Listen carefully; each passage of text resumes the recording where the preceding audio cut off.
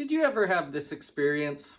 You waited forever for the fair to come to town and you decided this was the year you were going to go ride the big kid rides. And so you buy your tickets and you get in line for the Zipper or some other ride like that, and you wait and you wait and you wait, and you finally get up to the front of the line and you see a sign that says you have to be this tall to ride that ride. And unfortunately, you're not this tall, so you don't get to ride that ride. The minimum required height is put in place to keep you safe and make sure that nothing bad happens to you, but that minimum requirement excludes you from doing the thing you would otherwise want to do.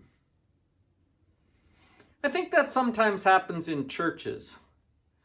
People have a picture of the minimum that is required of them before they come to church.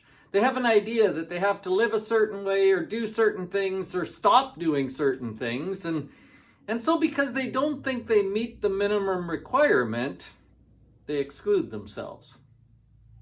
Or maybe the church has put in a minimum requirement that excludes other people. Interestingly, as you look at what Jesus valued and it's how he dealt with people, his minimum requirement seems to be different than a lot of ours.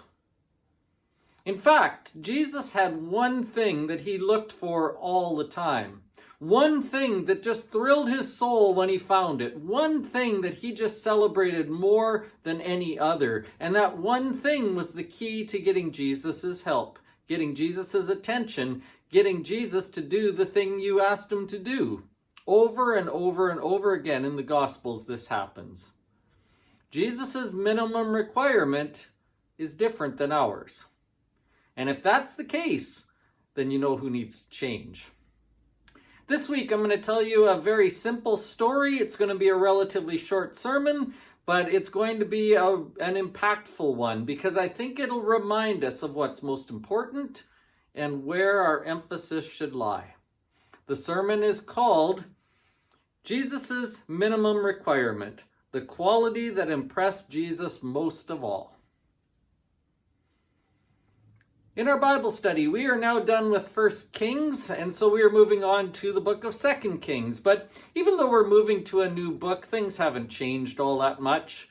The same problems that we saw being dealt with in 1 Kings are still being dealt with in 2 Kings. The same challenges face the people that we run into, and one of those challenges is the challenge of passing our faith along.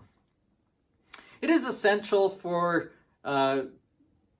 spiritual people to be able to pass their faith on to the next generation, and sadly, the people in 1 and 2 Kings were not very good with that. They didn't do a very good job of that.